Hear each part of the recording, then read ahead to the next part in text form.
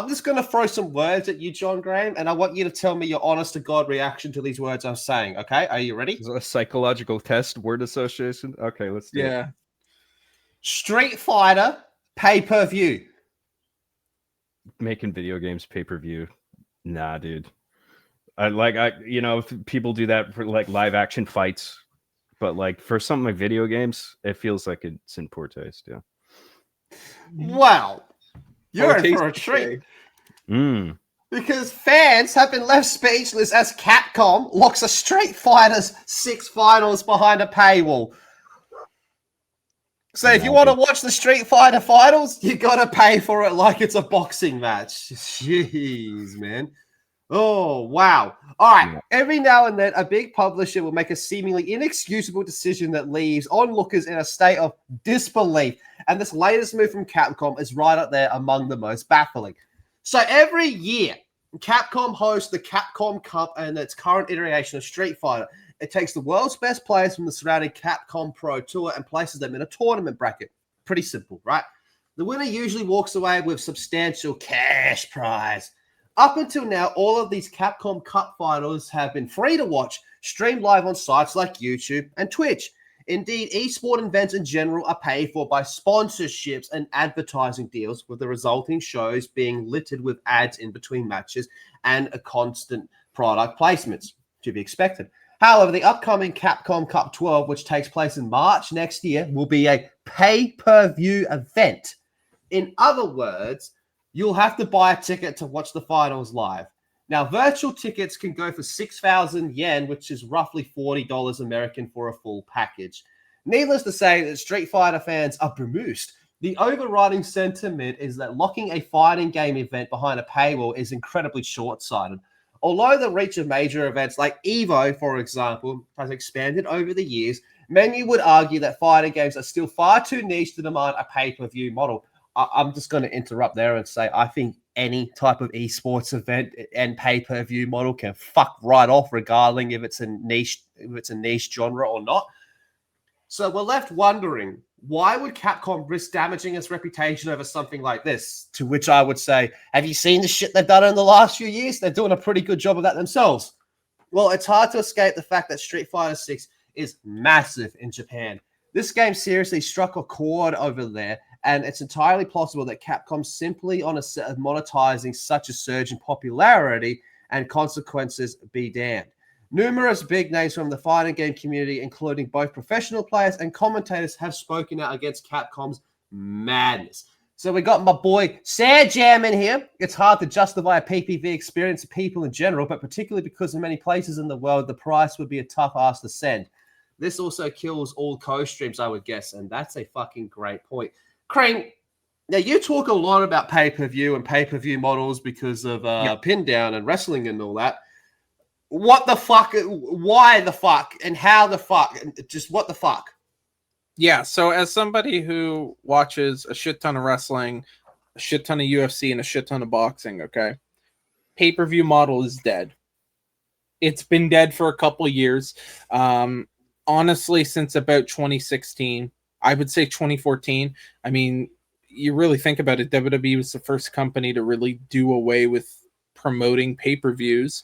UFC is now doing that with their Paramount Plus deal, and boxing, as we saw with the Mike Tyson fight, there was another fight in between that and the Canelo Crawford fight. It's moving away from pay-per-view models. The whole idea that you are going to pay, $50 for one event is becoming antiquated because, to be honest, people can stream this shit illegally.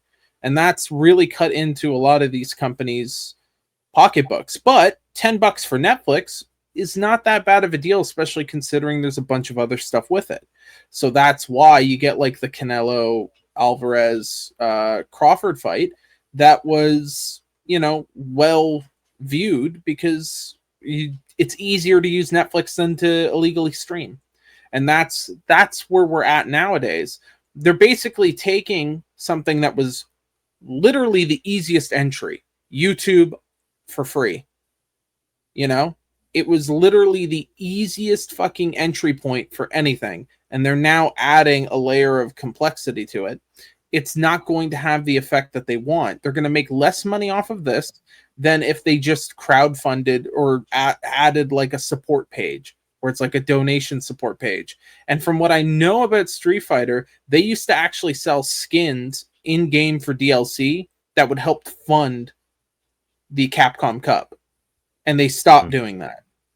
And that was a better model because at least you get something out of it. You get like a cool little skin and the money goes towards keeping the event viable. So they've really fucked this up. This is a really, really bad idea. And yeah, getting people to pay like $40 American for this, people aren't going to do that. Like, is there really that many people who are that big of fans of competitive Street Fighter that they're willing to pay enough money to make this viable? I don't think so. Maybe in Japan, but that's it. Maybe. But that, again, that's a maybe. That's a big maybe. What are you thinking, John? I mean, that's a great point about the pay-per-view. It is an antiquated model. And what immediately stuck out to me is, like, why does Capcom or Street Fighter get a pass to do this and not, like, esports in general, Counter-Strike, Smash Brothers? Not to say that they should be doing that, but for them to do this on the basis that it's a fighting game in particular, like it's a real fight, even though it all boils down to button input because it's video games, is really fucking retarded to me. I'm just going to guess to answer your question. I think it's purely because I think it's more so a test to see if this is going to work in Japan. And then if it does work, because that's their biggest audience, maybe they can expand it to outside of Japan. But good luck with that. But now, just thinking along those lines, let's do that. Let's do a pay-per-view model with League of Legends in Korea and see if that works. That would actually work because League is the biggest one. With this, I don't think it would work, and I think Evo would maybe work. Evo, I think, would be big enough because you have so much going on. I think it's better off that they try to go get deals for actual television for this. Like, not necessarily television, but streaming. I think that would be a better option. You offer it up, this company will pay you a little bit of money. That helps keep the cost down of the actual event. And on top of that, if you do the skin stuff, you could probably be able to run an event that isn't losing a shit ton of money. You may not make any, but you won't lose a crap ton.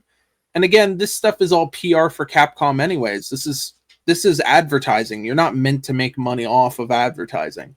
This is all to get people to go and buy more copies of Street Fighter. Well, they kind of almost touched on what you were saying when they started to do deals with like Kick and all that to get PGL, Counter-Strike on Kick. But I guess we're just going to have to wait and see if this model works. I don't think so. At least just looking at I know Twitter's not real life, but just looking at these responses, everyone's like, you're fucking kidding, right? That's just ridiculous that it costs that much, okay? But if it works in Japan, maybe it'll work in Japan and they'll just keep it in Japan. Maybe. Yeah.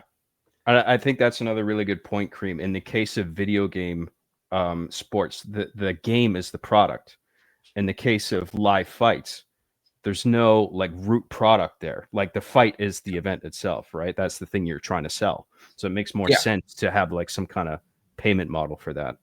This just seems stupid to me. Yeah, like a cash. But this could be the start of like a whole new fucking thing. Like, remember, was it last year when there was the Nade Shot versus FaZe Banks 1v1 on original Modern Warfare 2 Rust, and that was just streamed for free? Imagine if they like get ridiculous graphics and set it up like it's fucking Rumble in the Jumble type of fucking event, and then do a pay-per-view for that. So we could be looking at a whole new ecosystem over here. Are we going to ship Nade Shot out to Zaire? Is that what you're telling me?